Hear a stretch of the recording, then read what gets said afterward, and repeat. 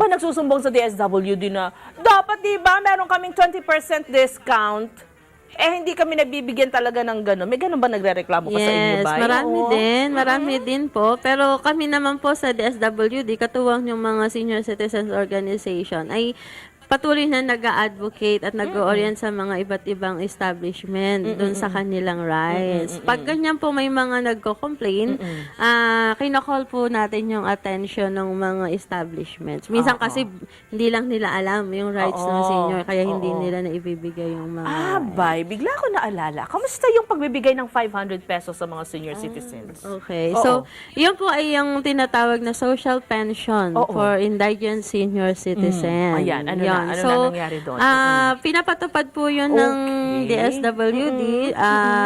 Sa ngayon po, ongoing naman yung mga payout sa mga iba't ibang probinsya.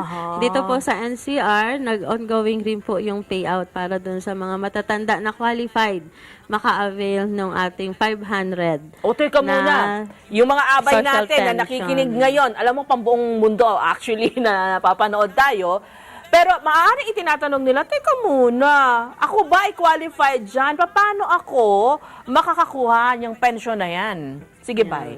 So, kung sila po ay indigent at walang natatanggap na pensyon mula sa iba't ibang ahensya, walang anak o mga kamag-anak na sumusuporta sa kanila. So, yun po yung aming mga qualified na beneficiaries.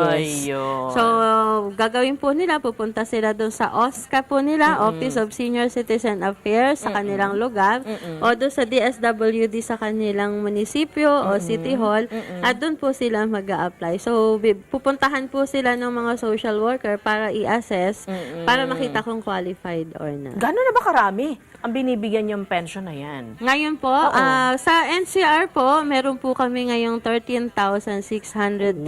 NCR pa lang po yon. So, mas madami sa ibang region. Ay, Yes. ganoon ba yun? Oo. At yun ay talagang regular na naibibigay, walang delay. Every 3 months po yung ano nun. Yung, hindi monthly. Hindi po monthly. Kasi 500 kung So, monthly 1.5. 500. Opo, 1.5 po siya. Saan nila nakukuha yan? Budget po yan ng ating Hindi, ibig sabihin yung gobyerno. isang abay natin, sa bangko ba yan? O pinapadala sa kanila ba yan? Ano ba Opo. yan, bay? Ngayon po, ongoing po yung payout. Ibig sabihin na pinapatawag po sila somewhere in identified place sa kanilang lugar, yung malapit sa kanila, at doon po binibigay. Ayun. So, in person, kung baga talagang Yes, ibinibigay in person yan. po. Pero yung iba po, meron na rin pong ginagawang ibang mode ng payment para sa kanila, katulad yung LGU natin, sila mismo yung magbibigay.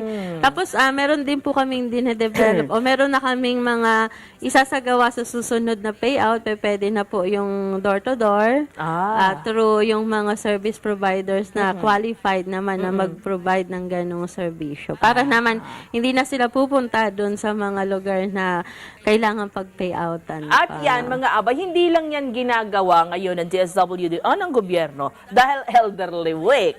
Kundi ito ay nag-start kailan pa ba? 2010 pa po siya. 2010 pa, mga abay. At tuloy-tuloy yan. Yes po, tuloy-tuloy po yan. At habang tumatagal po, every year, tumataas po yung beneficiaries, number ng beneficiaries. Oo nga, kala ko tumataas yung binibigay na pension. Sa mga susunod siguro Dadaan po. pa yan sa Kongreso ulit. Depende sa budget. Oo.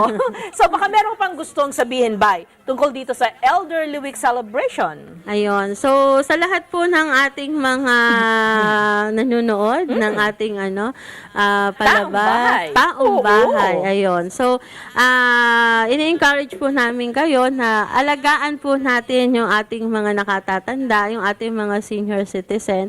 Kasi yan po ay kayamanan natin. Wala po tayo ngayong mga generation ngayon kung wala yan. And at the same time, ipaglaban po natin o igalang po natin yung mga karapatan nila. So nga pala, dito sa mga proyekto o programa ng DSWD para sa mga nakatatanda natin, ano ito, no? Lagi regular, miski anong buwan, kahit na hindi elderly week, ano? Oo. Yes. So, Yan isa pakikipagtulugan ng mga LGU. Apo, ng mga LGU at ng iba't ibang ahensya din po, katulad ng Department of Health, ng PhilHealth, ng PIA, at ng iba't iba pang NGO. Meron po tayong mga non-government organization na tumutulong din sa ating gobyerno, katulad ng COSE. At yung ating mga senior citizens organization sa mga barangay at sa mga lokal na pamahalaan. So, katulong po natin sila sa pag-i-implement ng mga programa. Anong susunod na na magiging, kumbaga magiging malaking proyekto ulit ng DSWD after nitong Elderly Week na ito? For senior citizen, ma'am? Or Sa mga, sige, hindi sa senior citizens natin. marami po kasing actually ngayon kasabay ng Elderly Filipino Week yung Children's Month celebration. So ongoing din po yung niyan, ongoing din yung mga celebration at iba't ibang programa. Maliban doon sa talagang programa ng DSWD na patuloy na ginagawa kahit wala yung mga celebration. Ayan. So talagang laging busy kayo sa DSWD. Abay Liza. Si Abay Liza Mahinay, mga Abay, Social Welfare Officer 4 ng DSWD, kaugnay pa rin ng Elderly Week Celebration.